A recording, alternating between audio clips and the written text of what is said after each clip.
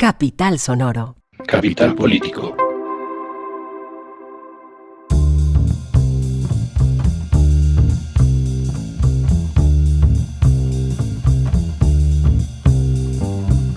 Capital Político es un podcast que semana tras semana, 2 veces a la semana, se ocupa de las noticias más importantes de Colombia, Bogotá y el mundo. Yo soy Santiago Rivas y tenemos 3 secciones bien interesantes para hablar de lo que ha pasado en este planeta. Vamos a empezar haciendo un repaso por las cosas del gobierno y del Congreso, sobre todo, porque instalada la legislatura, pues faltan muchas cosas que debemos seguir nosotros balanceando, mirando, cavilando, elucubrando, etcétera.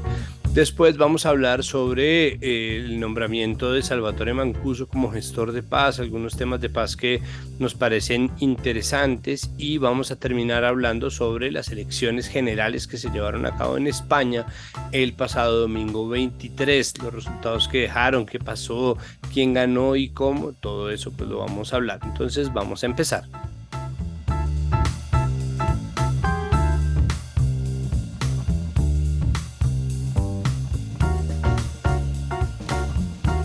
Vamos a empezar y arrancamos haciendo nuestro repaso, y para el repaso de hoy nos acompaña una experta en el Congreso, directora de uno de nuestros podcasts favoritos, Tatiana Duque, directora de Huevos Revueltos con Política, un podcast de La Silla Vacía. Tatiana, muchas gracias por aceptar la invitación, gracias por estar aquí de nuevo. No, muchas gracias por invitarme. Bueno, tenemos varios temas. Yo creo que lo primero son las declaraciones que dio Iván Name, que sigue un poco como los ecos de su elección como presidente del Senado y del Congreso, y lo que eso representa además en términos de la relación con el gobierno y con el ministro del Interior, Velasco. Sí, pues digamos, Name le ganó a posiblemente los políticos más poderosos del país el 20 de julio, que son el presidente Petro y la alcaldesa Claudia López, porque le ganó por 4 votos a pues su rival en la presidencia, que era la senadora Angélica Lozano,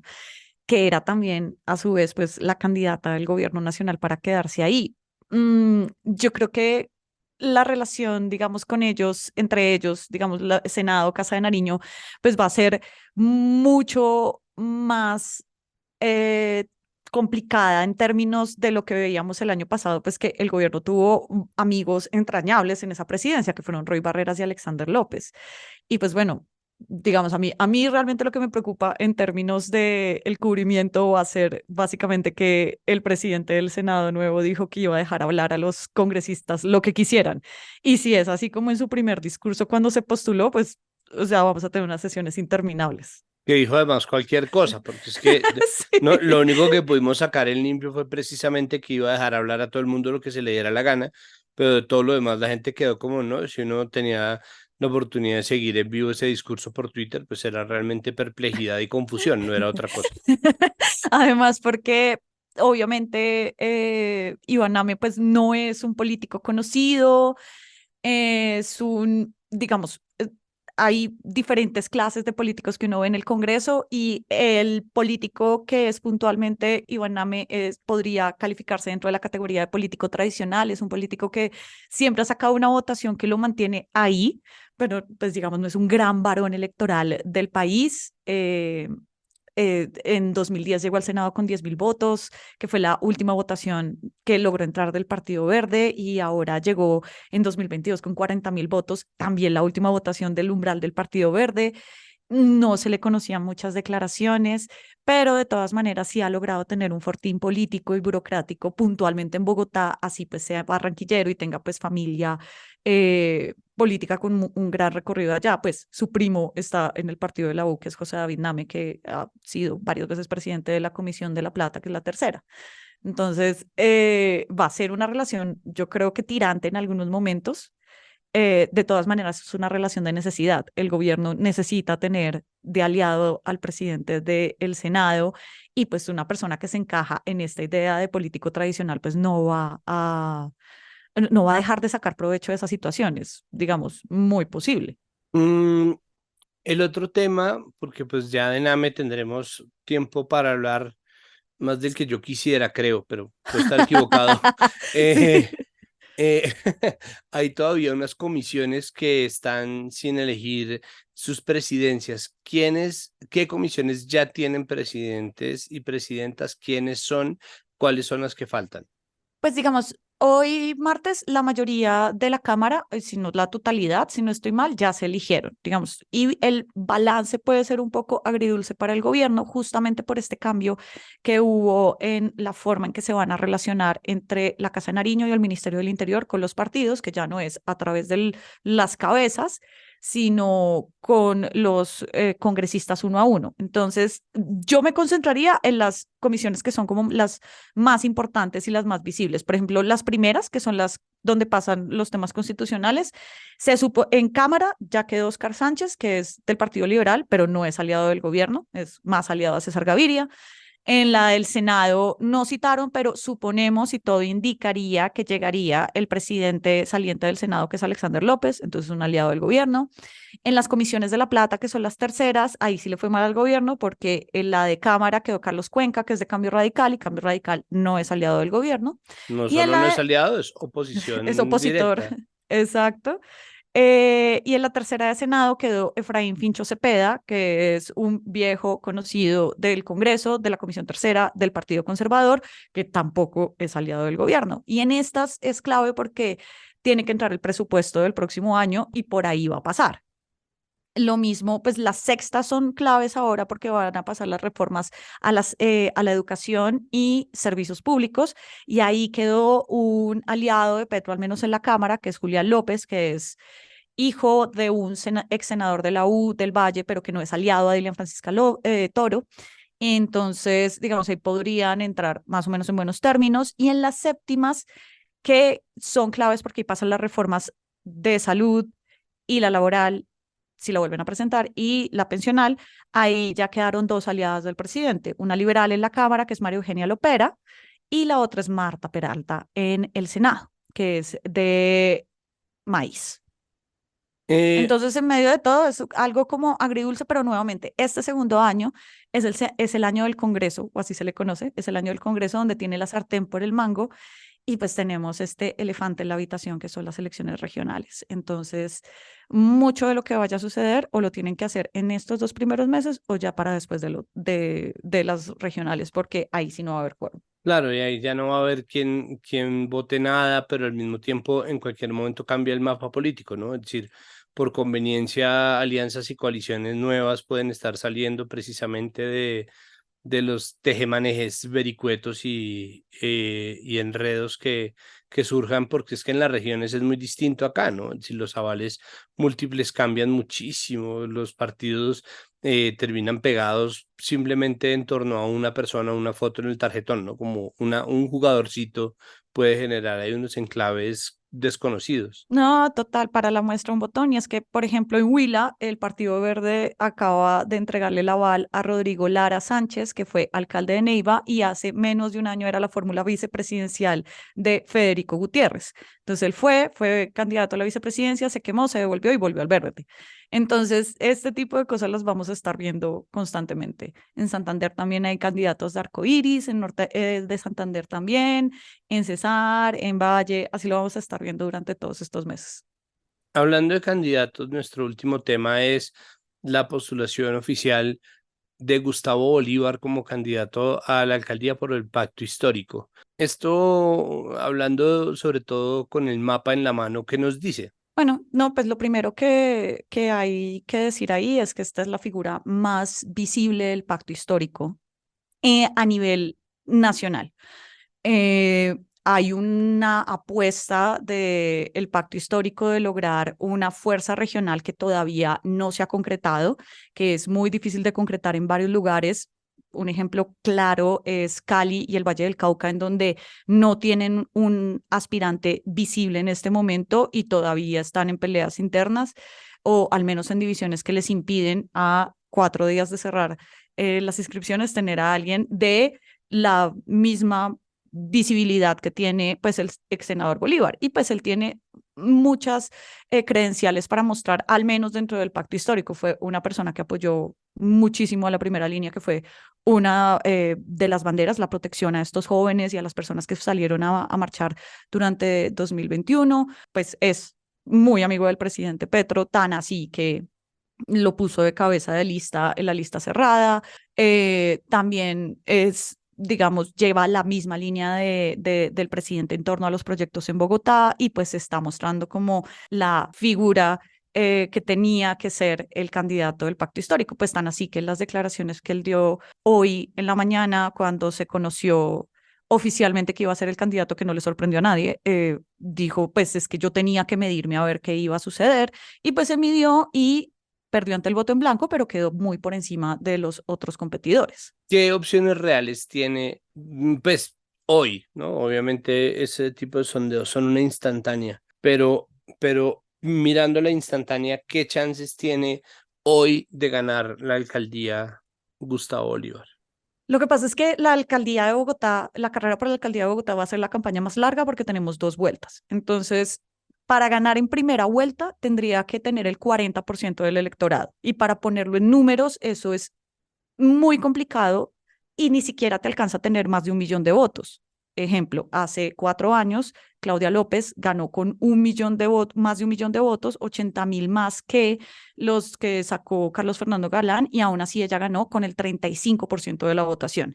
Entonces es muy complicado que pueda ganar en primera vuelta. Aún así, esa es la apuesta del pacto histórico, ganar en primera vuelta, lo cual tendrían que recoger muchos apoyos y mostrarse políticamente como un candidato con el que se puedan hacer alianzas. A hoy, en este momento, no es visible que se puedan hacer alianzas a futuro, justamente porque tenemos dos vueltas. Entonces es muy difícil que él pueda buscar un acuerdo con un sector de los verdes. Sí, hay un sector de los verdes, por ejemplo, que está buscando a Carlos Fernando Galán, y a su vez los liberales también están buscando a, no sé, voy a poner cualquier otro nombre, van a buscar otro nombre. También toca mirar, digamos que hay muchos candidatos en este momento y que la cosa se va a ir decantando.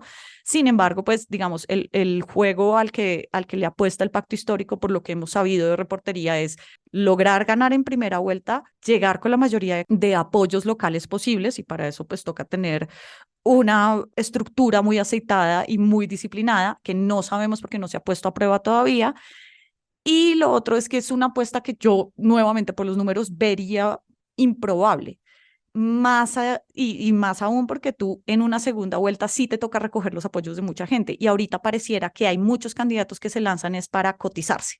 Entonces, en este momento es una apuesta muy complicada solamente ganar en primera vuelta, que esa es la apuesta que tiene Bolívar y el pacto en este momento para dar el gran golpe. Si ganaran en Bogotá, pues digamos, es una muestra clave de fuerza, pero también necesitan ganar en otros lados, y por ahora eso se ve complicado. Un poco como que les toca rogar para que llegue un candidato que sea ampliamente impopular como Diego Molano, ¿no? O sea, como, pues sí, o sea, o Es, sea, el uribismo tiene muchas chances de perder, ¿no? Solamente en puede un Bogotá poco, es usual que el uribismo pierda. sí, pues sí, sí, le toca meterse en caballos de Troya, como decir el peñalosismo, ¿no? Y aún así son unas conexiones como por unos punticos del diagrama ven muy delgaditos, en donde pues, por ejemplo, pasa Peñalosa después de hacerse candidato 2 veces antes, ¿no? Pasa en la tercera,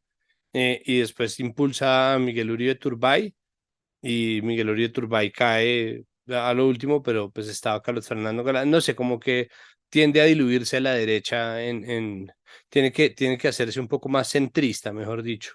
Y es complicado también por la cantidad de personas que hay en este momento, sobre todo porque en términos de lo que es conocimiento de la ciudad, que son cosas que en medio de todo en los debates terminan pesando, pues Gustavo Bolívar parte con una no diría una gran desventaja, pero sí comparado con otros candidatos que ya han estado en puestos de cargos públicos en Bogotá, pues sí tiene una desventaja de conocimiento. Por ejemplo, un Carlos Fernando Galán, incluso un Diego Molano, porque ambos fueron concejales, porque ya se han lanzado, incluso los mismos que estaban compitiendo dentro de la Alianza Verde, pues también ya tenían digamos, ya tenían conocimiento que estaban en consejo. Bolívar parte con otro tipo de capital político, que es más lo que ha hecho a nivel nacional y evidentemente el elefante en la habitación, ser el amigo del presidente. Y aquí sí, pues eso es envidiable para cualquier otra persona que quiera disputar un cargo en el pacto histórico. Pues tener el guiño del presidente,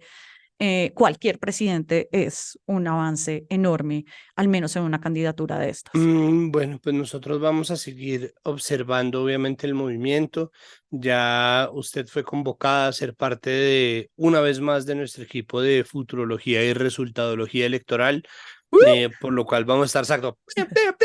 No, el fichaje queda confirmado para la temporada 2023. Entonces, pues bueno, vamos a seguir hablando obviamente de candidaturas. Tatiana, muchísimas gracias por acompañarnos una vez más aquí en Capital Político y pues bueno, nosotros seguiremos pendientes y aprendiendo de los huevos revueltos con política. No, muchas gracias y aquí estamos entonces cuando necesiten.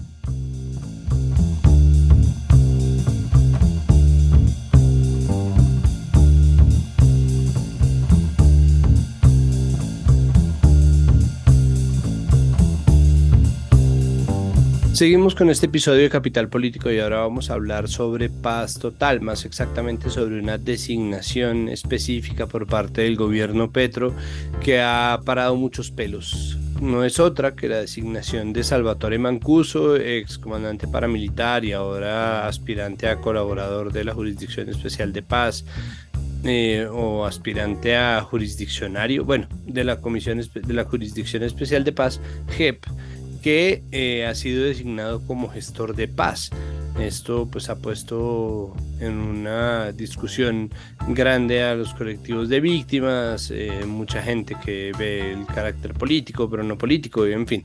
Nosotros, para tratar de entender, estamos con Jorge Mantilla, director de conflicto de la Fundación Ideas para la Paz. Jorge, bienvenido a Capital Político. Muchísimas gracias por estar con nosotros. Hola Santiago, ¿cómo está? Mil gracias nuevamente por hacerme partícipe de este gran podcast Capital Político. Muy contento de estar acá nuevamente. Bueno, cuénteme por favor qué implicaciones tiene esta designación de Mancuso como gestor de paz. ¿Qué aporta la presencia de Mancuso en las mesas de negociación, en el proceso? Las implicaciones de la designación de Mancuso como gestor de paz son variadas, pero también son muy amplias. En particular, creo que hay unas implicaciones de carácter jurídico que están aún muy en el terreno de la especulación, en la medida en pues, que Mancuso está preso en Estados Unidos, su situación jurídica no se ha definido. Recordemos que hay un pedido de extradición también por parte de Italia, por parte de Colombia, y es finalmente Estados Unidos quien decide, digamos, qué va a pasar o cuál es el futuro de Salvatore Mancuso. Esto es importante, pues la gestoría de paz no tendría mucho sentido si Mancuso sigue preso en Estados Unidos. Estaríamos hablando de una gestoría de paz simbólica o pues virtual.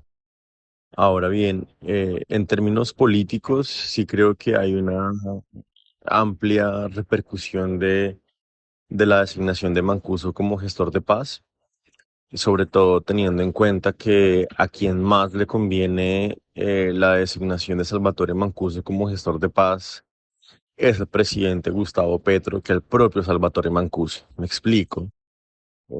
Realmente, aunque la verdad que tiene por contar Mancuso pues es muy importante, y ahí viene el debate sobre qué tan novedosa o no es esta verdad, ¿cierto? Digamos que tanto aporta adicionalmente lo que ya se ha dicho en Justicia y Paz, de lo que el mismo Mancuso ya ha aportado, por ejemplo, en instancias como la JEP, que sabemos, por ejemplo, que se descubrió o se encontró una nueva fosa común en la frontera con Venezuela al norte de Santander.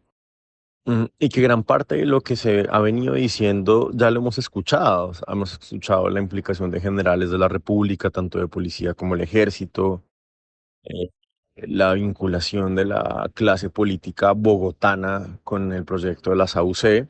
Y creo que la pregunta más bien es por qué esta información que está consignada en las sentencias, por ejemplo, el bloque Catatumbo de Justicia y Paz, porque estas investigaciones no han surtido efecto, porque se han quedado estancadas, digamos, en la fiscalía y en esos escenarios de investigación. Yo en particular creo que aunque la verdad y el papel de Salvatore Mancuso es muy importante en el marco de la construcción de paz en Colombia, eh, creo que no es pertinente su designación como gestor de paz. Muchas víctimas han expresado su descontento, la cosa en redes pues está muy partida, pero en general las víctimas pues no les parece bien ver a Mancuso ahí. ¿Cómo debería el gobierno afrontar esta respuesta negativa de parte de las víctimas que son, se supone, el centro de todo el proceso de paz? Si bien considero que lo que tiene por aportar Salvatore Mancuso en términos de verdad complementaria es muy importante para la construcción de paz, a su vez me parece que la figura de gestor de paz no es procedente y de hecho le hace daño al proyecto de paz total, por dos razones en particular. En primer lugar, porque en términos formales, la figura de la creación de la gestoría de paz, al menos como la ha explicado el Alto Comisionado para la Paz y como quedado plasmada en los más recientes decretos de la Presidencia de la República, aplica para miembros activos de grupos armados al margen de la ley que están en un proceso de paz con el Estado. Y esto, de alguna manera, supone o hace entender al país que o bien Salvatore Mancuso hace parte de las autodefensas gaitanistas de Colombia, o bien las autodefensas gaitanistas de Colombia son un proyecto asociado a las autodefensas unidas de Colombia, antiguos paramilitares. Yo creo que ahí hay un escenario de confusión bastante complejo que además dice mucho del escenario que ha construido la paz total, un escenario enrarecido, un escenario falto de metodología, un escenario al que le ha faltado coherencia y que justamente por esa falta de claridad y la manera en la que ha abierto conversaciones de manera simultánea con un sinnúmero de actores, pues le ha hecho daño a esa idea de paz total. En primer lugar eso. Entonces me parece que en últimas la figura de Salvatore Mancuso como gestor de paz le termina restando legitimidad a la paz total, también por el enorme ruido que crea alrededor de esta figura, particularmente en la perspectiva de las víctimas, quienes por supuesto consideran que es una forma de revictimización, que se le está dando un reconocimiento también a uno de los mayores victimarios pues, que ha tenido la historia reciente del país. Ahora bien, la pregunta es, ¿cuál es la racionalidad política que hay detrás de designar a Salvatore Mancuso como gestor de paz? Y lo que yo considero, y por eso decía al principio de esta conversación, que a quien más le conviene esta gestoría es a Gustavo Petro más que el propio Mancuso, es pues que en últimas hay una racionalidad y ajuste de cuentas y una ficha de negociación fundamental con un sector político vinculado de manera explícita, como lo dicen las sentencias judiciales, pero también en términos narrativos y en términos pues, de tiempo, modo y lugar con el paramilitarismo, como lo es el proyecto del uribismo, ¿no? Y particularmente la figura de Álvaro Uribe Vélez, con quien Gustavo Petro pues, ha mantenido un diálogo no tanto transparente, pero sí respetuoso y al parecer constructivo, según lo que conoce el país, pues durante este primer año de gobierno. El expresidente Álvaro Uribe Vélez además propone que se nombre a Jorge 40 y a otros ex jefes paramilitares dentro del proceso también como gestores de paz. Yo creo que ¿a qué se debe esta propuesta? Pero también, ¿qué tanto caso valdría la pena hacerle teniendo en cuenta que Petro no es como que no le haga caso? Esto nos hace pensar, por ejemplo, en figuras tan polémicas como gestores de paz, como lo fue la figura de Karina, ¿no? Una persona que en su momento se desmoviliza, que entrega información de las antiguas FARC, a quien el propio gobierno de Uribe la nombra gestora de paz y cuyos resultados en la gestoría de paz, pues, fueron lamentables, entre otras cosas, pues porque las FARC siempre la consideró como una traidora, ¿no? Y aquí hay una pregunta que yo creo que no es menor, Santiago, y es, ¿cuál es la relación que tiene Salvatore Mancuso con las autodefensas gaitanistas de Colombia? Yo en lo personal me alejo de la perspectiva según la cual las AGC son unas simples disidencias de las AUC, ¿no? O que son el neoparamilitarismo reencauchado. Yo creo que hay mucha más complejidad en términos de la evolución del crimen organizado en Colombia, la manera como en efecto las AGC o el Clan del Golfo ha logrado cooptar el Estado local en departamentos como el Córdoba, como el Urabá chocobano, como el Urabá antioqueño, pero también en la manera en cómo ha evolucionado hacia ser un grupo mucho más pragmático, que opera bandas delincuenciales, que opera mercados transnacionales y por supuesto considero que es una gran amenaza para la seguridad y la paz de Colombia, pero me parece un error bastante importante considerar que esta es una nueva versión de la SAUCE y que por tanto Mancuso pueda tener algún tipo de tracción dentro de las AGC. Mucho más importantes serían, por ejemplo, las figuras como la de Hernán Giraldo, ¿cierto? A propósito de la respuesta de Álvaro Uribe Vélez sobre, bueno, entonces si este es gestor de paz, pues que también lo sean los demás comandantes de las AUC. Y por ejemplo, Hernán Giraldo creo que tiene una vinculación mucho más clara y explícita con lo que hoy en día se denomina como autodefensas conquistadoras de la Sierra Nevada, anteriormente conocidas como pachencas, que en efecto sí tienen un impacto muy importante en la costa Caribe, en su guerra con el Clan del Golfo y particularmente en la Sierra Nevada de Santa Marta, y donde es claro que son los herederos de Hernán Giraldo, de alguna manera los que se han venido beneficiando de la operación de este grupo y los que de alguna manera tienen tentáculos, ¿no? Y están vinculados con este tipo de grupos armados. Yo no creo que esto pase a mayores, en términos, digamos, por mayores me refiero a que en últimas, más allá de lo narrativo y más allá del símbolo enorme que va a jugar Salvatore Mancuso, yo pues especulativamente tiendo a pensar que su papel va a ser realmente limitado, entre otras cosas porque creo que hoy los mandos medios de las AGC, que son realmente quienes están operando el negocio, quienes están operando en el territorio, eh, no van a tener, digamos, como un punto de coincidencia, ¿cierto? De hecho, ya la SAGE se ha dicho que no van a entrar en una negociación de sometimiento. Su representante o su vocero, que es un abogado penalista, lo ha dicho en diferentes medios de comunicación. Ellos no se van a someter. Ellos quieren entrar en una negociación en las mismas condiciones que lo está haciendo el ELN o que lo está haciendo pues las FARC. Entonces yo creo que detrás de esto, más que una jugada jurídica, más que una jugada en términos de construcción de paz o un gran aporte, lo que hay de por medio es en sí, digamos, una capitalización política de la idea de paz total, que en último le termina haciendo daño al propio gobierno y a la propia idea de paz total. Y por tanto, creo que es complejo, pero pues que habrá que esperar primero la designación formal y segundo, si este es el primero de muchos otros gestores de paz de las antiguas AUC. Y allá podremos ya concluir y poder analizar más cosas. De nuevo, muchas gracias. Un saludo a usted, a su equipo y a todos los oyentes de Capital Político. Muchísimas gracias, Jorge, y pues bueno, hasta pronto. Muchas gracias. ¡Hey, tú! ¿Ah? Sí, papá, mamá. ¿Tu hijo o hija se la pasa dibujando o creando personajes extraordinarios? Escribiendo universos mágicos, bailando y cantando como tenor, creando paisajes con sus fotografías o hace cualquier tipo de arte? Invítalo a listar sus obras y compartir su arte en Eureka. Ve a nuestras redes sociales, @EurekaTuCanal. Visita nuestra página eurekatucanal.com o escribe a nuestro WhatsApp 322-510-8955 y conoce toda la información para ser parte de Eurecrea. Comparte tu arte.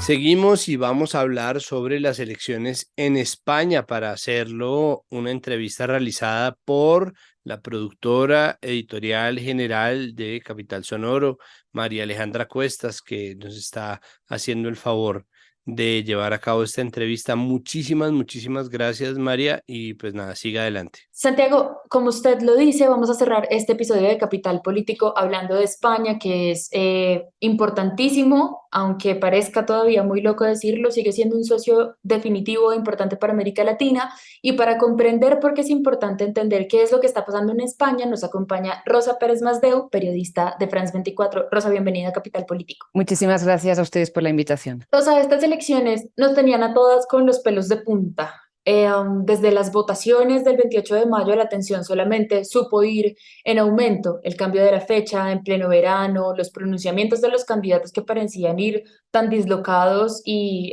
avivar un montón de conversaciones peligrosas, ni hablar del debate final, fueron llenándonos a todos de un nerviosismo generalizado por lo que iba a pasar el domingo 23. Sin embargo, vale la pena aclarar por qué a muchas nos resultan tan confusos los resultados de estas votaciones y se debe al sistema parlamentario español. Cuéntanos, por favor, cómo se configura.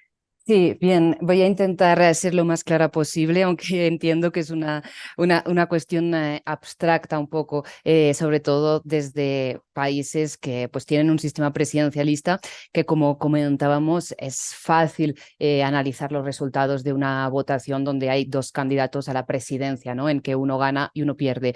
El caso de España es mucho más complejo porque los ciudadanos, cuando votamos en las elecciones generales, votamos en unas elecciones parlamentarias, por decirlo de algún modo. Es decir, lo que nosotros elegimos cuando vamos a las urnas es un partido con unas listas cerradas y en función de los votos, pues de todos los ciudadanos que votan en las elecciones, que el voto no es obligatorio en España, cabe mencionarlo, por lo tanto la participación siempre es un índice a tener en cuenta, pues los ciudadanos lo que votamos es un partido, el que creemos que representa mejor nuestras ideas o el que es menos peor en función de cada uno, y ponemos en las urnas la papeleta de este partido. Una vez se hace el conteo de todos los votos, lo que se constituye es un parlamento. Se constituye una cámara baja, la Corte, el Congreso de los Diputados, y una cámara alta, el Senado.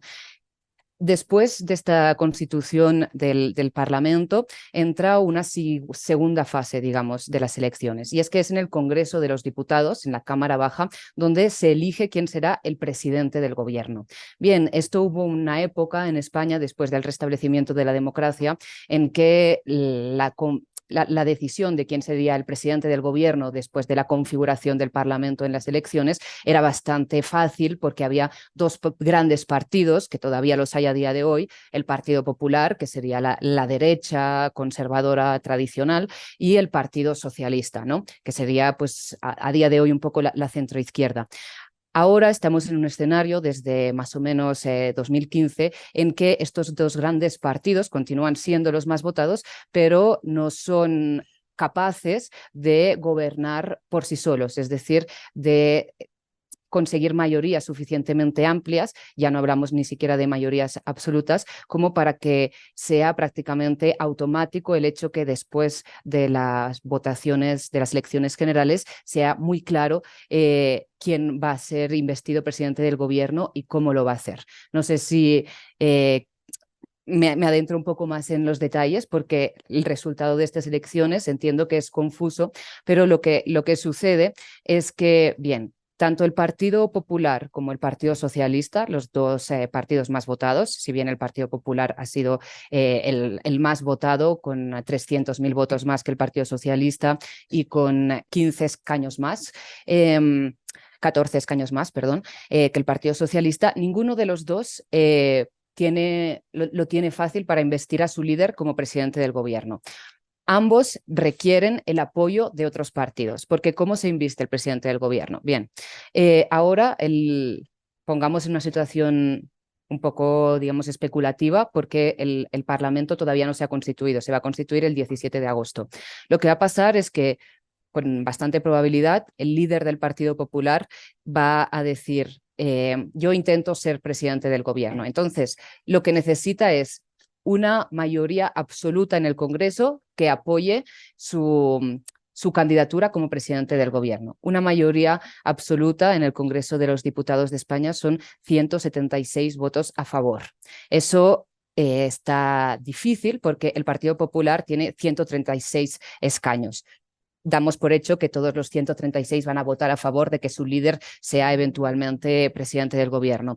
A estos 136 se le sumarían con bastante probabilidad los de Vox, los de la ultraderecha, pero ellos son 33, es decir, los 136 más los 33 de Vox suman 169, por lo tanto están lejos todavía de estos 176 que son necesarios para la mayoría absoluta. Bien, si no se consigue esta votación en mayoría absoluta, se pasa a una segunda votación en la que se requiere solamente mayoría simple, es decir, más votos a favor que en contra.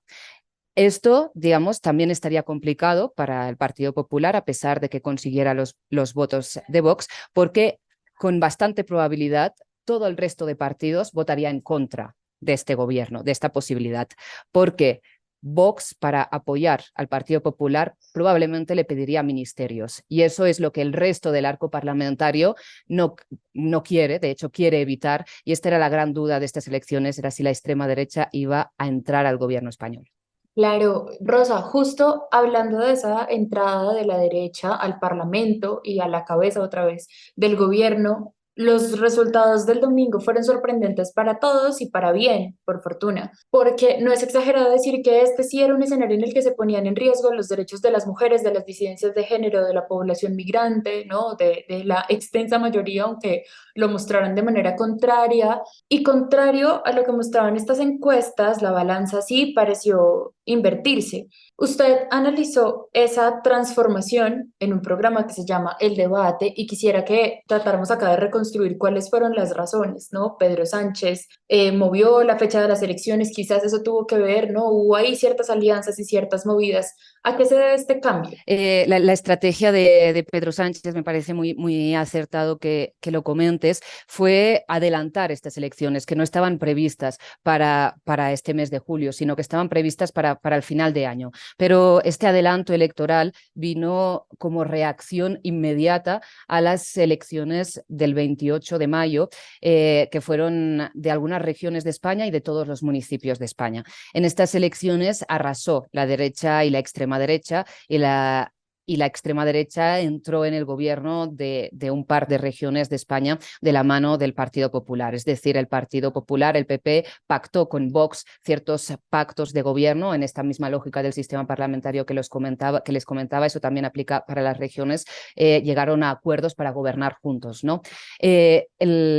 El presidente del gobierno español, Pedro Sánchez, que es del Partido Socialista, reaccionó de una forma que nadie esperaba, de hecho, y esa reacción, como decíamos, fue este adelanto electoral con una premisa muy clara: movilizar a la izquierda ante la posibilidad, la amenaza, de hecho, de que la extrema derecha llegara al poder en España por primera vez desde que se restableció la democracia. Y claramente el electorado de izquierdas o incluso el de centro que está muy lejos, que está a las antípodas de las ideas que defiende Vox, incluso votantes de la derecha tradicional, se movilizaron en contra de esta posibilidad. Pasemos a un tercer momento y es que, de nuevo, así como hablábamos al principio de esta conversación, hay que empezar a hacer cuentas para saber quién va a ser el presidente, ¿verdad? Y ustedes han sido muy astutos en plantear varios escenarios a partir de los análisis que han hecho en France 24. Es, por ejemplo, quiénes son los que ahora pueden hacer que el PSOE tenga la mayoría, y ahí empiezan a ser importantes los partidos independentistas, ¿verdad? Está el Partido Nacionalista Vasco y está el Junts per Catalunya. Quisiera, Rosa, que habláramos no solamente de lo indispensable, mejor, que es la suma de estos partidos a los ya conseguidos por el PSOE, sino cuál es la dificultad de los diálogos ahí. ¿Qué es lo que pasa? ¿Cómo tiene que entrar a dialogar Pedro Sánchez con ellos? Pues yo creo que el primer punto de encuentro, que es que van a hallar fácilmente los todos los partidos que no son ni el Partido Popular ni Vox, básicamente, es el deseo común o el objetivo común de que Vox no llegue a entrar al gobierno de la mano del Partido Popular, ¿no? Es decir, les une la idea de querer evitar ese escenario porque, como bien comentabas, Vox, incluso el Partido Popular en menor medida, llevan en su agenda la intención de derogar ciertas leyes, como bien decías, que protegen derechos sociales y derechos humanos, como la llamada ley trans, que se impulsaron durante esta legislatura, no sin polémica, o la llamada ley del solo sí es sí, es la ley de libertades sexuales, también la ley de memoria democrática. La reforma laboral, bueno, esto parece que solo la modificarían, pero bueno, una serie de leyes de carácter, pues eso, progresista, que se han impulsado a lo largo de esta legislatura y que una eventual alianza de la derecha con la extrema derecha, es decir, de PP con Vox, derogarían, ¿no? Entonces, yo creo que ese es el primer punto de encuentro en lo que sería el abanico, todo el abanico de partidos muy distintos entre sí, que no son ni el PP ni Vox. Y son todos esos partidos, de hecho, los que necesita el Partido Socialista para que apoyen, ¿no? Digamos, su investidura y su gobierno.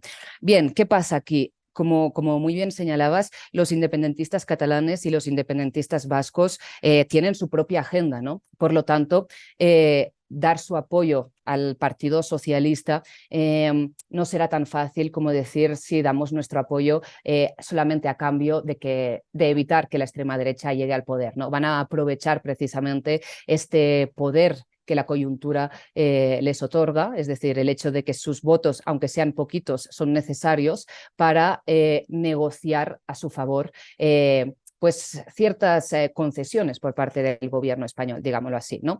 Podríamos decir, según lo que ya han comentado varios partidos, hay que tener en cuenta que dentro del independentismo tanto vasco, del nacionalismo tanto vasco como catalán, también existe la izquierda y la derecha, ¿no? Por lo tanto, los partidos de izquierda, como podría ser en el caso catalán Esquerra Republicana o como ser en el caso vasco EH Bildu, de por sí tienen una sintonía en términos, aunque sea sociales, digamos, y progresistas, pues con un gobierno progresista, ¿no? Sin embargo, la derecha, bueno, digamos que tiene sus diferencias, pero aún así son más cercanos a un gobierno del Partido Socialista que a un gobierno del Partido Popular, sobre todo con Vox. La clave está en que podríamos decir que con Esquerra Republicana de Cataluña, con EH Bildu o con el Partido Nacionalista Vasco va a ser quizás más fácil llegar a un encuentro. La cuestión clave radica en el partido Junts, que entiendo que desde Colombia puede ser un tumulto de siglas que son difíciles de comprender, pero recordemos el partido Junts es el partido de Carles Puigdemont. Él era quien era presidente de la Generalitat de Cataluña, del gobierno autonómico de Cataluña, cuando se declaró la independencia de forma unilateral en 2017. Él está en Bélgica en estos momentos. Porque, bueno, en España él, digamos, se fue de Cataluña tras la declaración de independencia, digamos, escapando un poco a la suerte que corrieron sus compañeros de gobierno que fueron encarcelados y posteriormente indultados por este gobierno del Partido Socialista junto con Unidas Podemos. No hay que olvidar que el actual gobierno que teníamos en este momento en España y que ahora sigue en funciones es un partido de coalición entre el Partido Socialista y Unidas Podemos, que ahora se ha presentado dentro de las siglas de Sumar, que es una coalición más a la izquierda del Partido Socialista y quien ha tirado bastante de la cuerda para que las políticas del Partido Socialista fueran más progresistas de lo que sería un gobierno socialista por sí solo. Bien, Carles Puigdemont está, como decíamos, en Bélgica. Él, si llegara a España en este momento, sería con toda probabilidad detenido y encarcelado. Entonces, y después hay que recordar que también hay muchísimos militantes independentistas que están judicializados por las acciones que llevaron a cabo durante pues, todo el auge del movimiento independentista, ya fuera por cortar carreteras, por esconder urnas en las que se realizó esta votación. Entonces, el partido Junts de Carles Puigdemont lo que ya ha dicho que pide un poco a cambio, que no va a facilitar la investidura de Pedro Sánchez a cambio de nada. Lo que ellos pedirán con toda probabilidad es primero una amnistía para todas las personas que han estado judicializadas incluso por los políticos que fueron encarcelados y luego excarcelados con un indulto, no con una amnistía. Y luego está en su agenda, evidentemente, el referéndum de independencia de Cataluña. Esto es una línea roja que, en principio, el Partido Socialista no puede cruzar. Entonces, no puede cruzar por sus propias bases y por su propia militancia y porque a día de hoy es inconstitucional. Entonces, ese es un poco el resumen del panorama. Está ahora mismo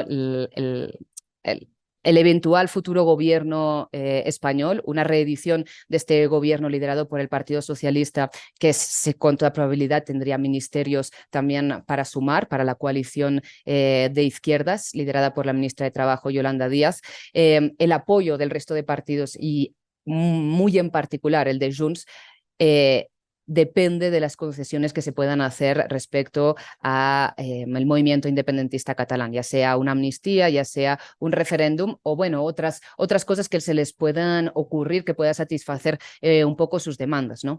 Sí, yo creo que para los oyentes va a ser claro que uno todo el tiempo en política está jugando un poco a la futurología, pero aún así no sabemos muy bien qué vaya a pasar, pero quisiera que nos moviéramos justamente hacia el siguiente extremo, Rosa. ¿Qué pasa en caso de que tenga que llamarse a unas nuevas votaciones? Bien, este escenario no es descartable para nada porque en España ha sucedido varias veces. Sin ir más lejos, en 2019 fue un año en que hubo dos elecciones, una primera en abril y una segunda en noviembre. De las elecciones de noviembre salió, digamos, de forma prácticamente inmediata esta coalición de gobierno, la primera desde el restablecimiento de la democracia entre el Partido Socialista y Unidas Podemos, que insisto es un grupo de izquierdas que ahora está dentro de la coalición Sumar, ¿no? Que esa coalición también es interesante analizar si sobrevivirá después de estas elecciones. En todo caso, eso ya sucedió cuando hay imposibilidad de formar gobierno, cuando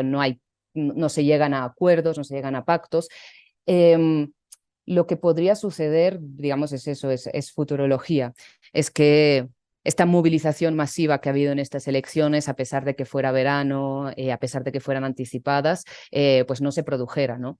Entonces, digamos que a quién perjudicaría que no hubiera la misma movilización, probablemente a la izquierda, la verdad. Entonces, hay otro escenario, digamos, que es el que está pidiendo el Partido Popular, la derecha tradicional, perdón por repetirme, pero es para aclarar un poco. Sí, porque las siglas no se enloquecen, PP, PSOE. La derecha tradicional, que ha sido la fuerza más votada, ellos lo que están pidiendo es que el Partido Socialista, con todos sus escaños, les facilite la gobernabilidad, es decir, o que lo apoyen o que se abstengan en esta votación, como les decía en el Congreso, en que requerirían solamente mayoría simple, para que no se repitan elecciones, ¿no? El Partido Socialista, bueno, Pedro Sánchez ha sido bastante claro rechazando esta opción. De hecho, si nos remontamos a la historia de Pedro Sánchez, él ya se mantuvo muy firme en rechazar como líder del Partido Socialista en 2015 y en 2016 el apoyar al gobierno de Mariano Rajoy. Esto provocó que dentro de su propio partido le forzaran prácticamente a dimitir. Él dimitió como líder del Partido Socialista en 2016 y volvió a ganar la Secretaría General del Partido Socialista y luego logró la moción de censura contra Mariano Rajoy en 2018. Es decir, la historia de Pedro Sánchez es realmente la de un superviviente, por decirlo así, ¿no? Que con condiciones que a priori se presentan muy adversas a su continuidad, logra, ¿no?, vencer esos obstáculos. Quién sabe si lo podría volver a hacer en una eventual repetición electoral, pero yo creo que no es lo más deseable y que sin duda el Partido Socialista va a intentarlo todo. Con Junts, sobre todo, como decíamos, el partido independentista catalán de Carles Puigdemont, para evitar esa repetición electoral. La duda es si van a llegar a algún punto de acuerdo o si sus peticiones están demasiado a las antípodas. Pero para cerrar esta conversación, Rosa, me parece importante que, claro, superada la futurología y los escenarios, que yo creo que van a ir haciéndose claros con los días, con los acuerdos que exista entre los partidos, con los diálogos que tiene que sí o sí extender Pedro Sánchez, quisiera que habláramos de un poco el pulso con el que salen las figuras de estas elecciones. ¿Qué es lo que pasa con Feijóo? ¿Qué es lo que pasa con la gente de Vox?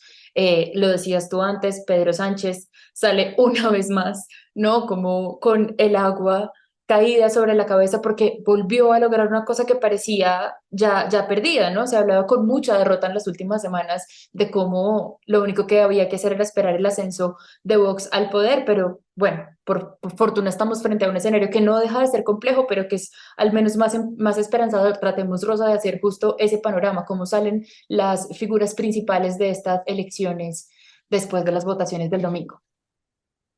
Pues si te parece, te hago el repaso de los 4 partidos principales de los que se presentaban a nivel de todo el territorio, ¿no? Porque después los independentistas, tanto catalanes como vascos, como los gallegos, se presentan cada uno por su territorio.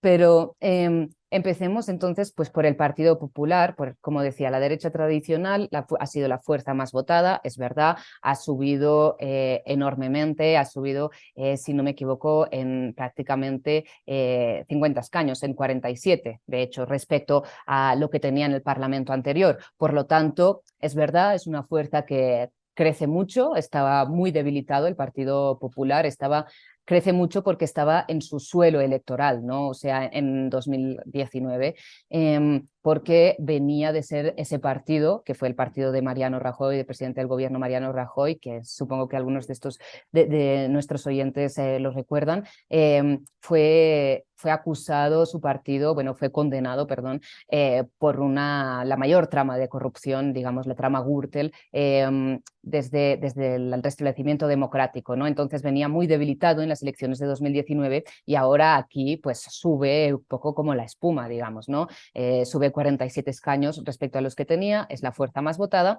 Sin embargo, pues se queda muy lejos y con muchas dificultades de poder gobernar, ¿no? Y su líder, para ponerles caras, es Alberto Núñez Feijóo. Él fue presidente de una región de Galicia y digamos que bueno, ha sacado al partido de ciertas luchas internas que tenía, sin embargo, no logra, digamos, lo que quería el Partido Popular, que era recuperar el poder en España, ¿no? A él le ha pesado en esta campaña una fotografía con una narcotraficante de Galicia, una fotografía de los años 90, pero que digamos que ha salido a relucir porque con la crítica de que una figura de izquierdas nunca llegaría a ser candidato electoral si tuviera pues una fotografía con un narcotraficante, por un poco todo el poder mediático, ¿no? que opera, que suele ser más hostil a la izquierda. Y digamos que él lo que puede temer es que hay una figura dentro del Partido Popular que se llama Isabel Díaz Ayuso y que es la presidenta de la Comunidad de Madrid, que le pise un poco los talones, ¿no? Y que sea un poco digamos, la cabeza de una nueva lucha fratricida dentro del propio Partido Popular, porque ella consigue mayorías absolutas en la Comunidad de Madrid. Y de hecho, el mismo día de las elecciones, cuando salió Núñez Feijóo a celebrar su resultado, digamos, frente a la sede del Partido Popular, los asistentes de esa concentración gritaban Ayuso, que es el nombre lo coreaban, que es el nombre de esta política, ¿no? Entonces yo creo que él básicamente está un poco... hay incertidumbre, no sé lo que él piensa evidentemente, pero al menos para el resto hay cierta incertidumbre de cuánto tiempo se va a mantener al frente del Partido Popular. Él, si bien ha capitalizado el hecho de ser oposición durante una legislatura que ha estado marcada por la pandemia, por la guerra en Ucrania, pues la inflación que esto ha generado a nivel mundial, ¿no? Y entonces ser oposición en un contexto así, pues tiene sus réditos, ¿no? A pesar de que pues, el Partido Socialista le ha reprochado que no lo han apoyado en ningún pacto de Estado para hacer frente a estas dificultades excepcionales que han marcado España y todo el mundo a lo largo de estos últimos años. Luego tendríamos a Pedro Sánchez al frente del Partido Socialista, que, digamos, bueno, lo que decíamos, ¿no? Básicamente resiste y sale reforzado dentro de su partido. Como un líder que es capaz de hacer un poco lo más difícil, ¿no? Y digamos que yo creo que es un poco la sensación que ha acabado transmitiendo a la población española. Es verdad que hay un sector de la población que lo odia, pero pero yo creo que hay otro sector de la población que digamos que lo ve como un líder capaz y como un líder respetado en la Unión Europea, sobre todo, ¿no?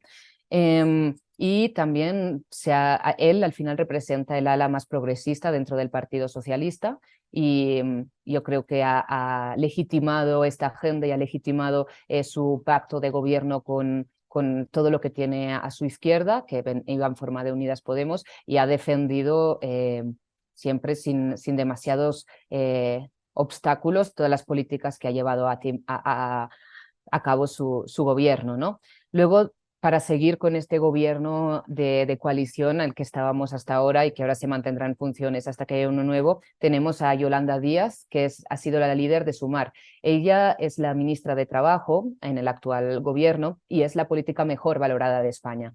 Pensemos que solo desde 2018 hasta este año el salario mínimo en España ha aumentado casi un 50%.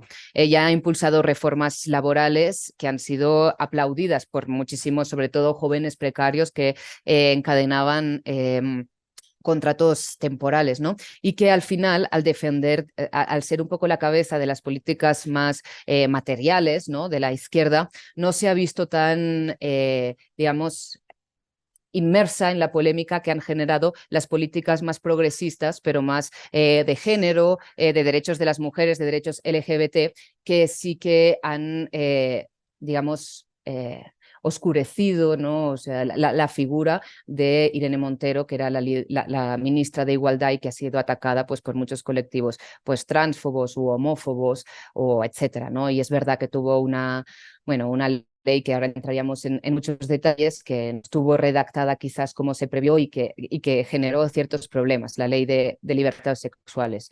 Y sin embargo, ella, pues digamos que sin muchas dudas, si Pedro Sánchez sigue en el gobierno, ella sería ministra y entraría su coalición Sumar dentro del gobierno. Ella ha logrado finalmente aglutinar toda la izquierda bajo unas mismas siglas, toda la izquierda española a la izquierda que se encuentra a la izquierda del Partido Socialista. Las ha conseguido aglutinar bajo estas cifras porque por lo que es el sistema, la ley electoral española, a la izquierda le conviene más presentarse unida en una misma lista que no muy dividida, porque eso se puede trasladar en que no tenga tanta representación parlamentaria.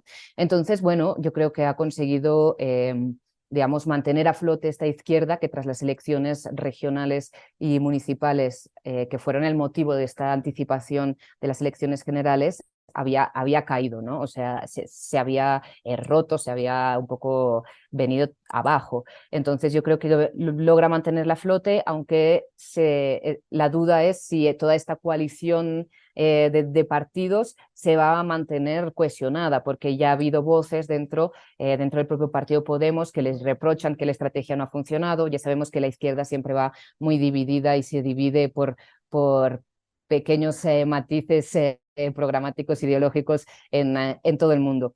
Y cerraríamos esta ronda quizás con Santiago Abascal, el líder de Vox, que bueno, yo creo que se perciben como ellos mismos como los perdedores, porque tienen muy difícil entrar en un gobierno español, y él, de hecho, ha circulado un vídeo por redes en el que él no quería subir a la tarima que estaba prevista después de que se conocieran los resultados el pasado domingo, pues un poco precisamente por esto, ¿no? Quizás por cómo vender una victoria que pues no había sido tal cosa. Y esto es un poco lo que se ha celebrado no solo en España, sino alrededor, sobre todo en Europa, ¿no? Que había el miedo de que finalmente la ultraderecha, un partido que tiene en su agenda el atentar abiertamente contra derechos humanos, llegará al poder, llegar al gobierno, como está pasando en varios países de la Unión Europea, ¿no? Y yo creo que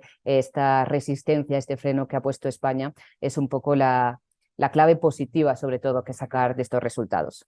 Rosa, muchas gracias por ayudarnos a hacer este mapeo complejo y largo y lleno de matices que va a seguir sin duda aclarándose por estos días en España. Muchísimas gracias a ustedes por la invitación. Como dato, el Congreso se va se va a conformar el 17 de agosto y a partir de ahí vamos a ir viendo cómo evolucionan todos estos pactos y todas estas alianzas que sin duda requerirán de concesiones de muchos partidos. Muchísimas gracias. Vamos a seguir entonces muy pendientes de lo que sigas contando y poniendo sobre la mesa también en France 24 y siempre bienvenida a Capital Político. Muchísimas gracias. Y hasta aquí este episodio de Capital Político. Recuerden que todo lo que hacemos en Capital Sonoro, que tiene no solamente este podcast, sino muchos otros, pueden ustedes encontrar el resto de contenidos si buscan Capital Sonoro en todas las plataformas en las cuales ustedes escuchen podcast. Recuerden que todo lo que se hace aquí en Capital Sonoro se hace gracias al trabajo arduo de nuestra productora María Alejandra Cuestas, de nuestro periodista, investigador Juan Pablo Conto y de nuestro editor Cian León Bernardo González.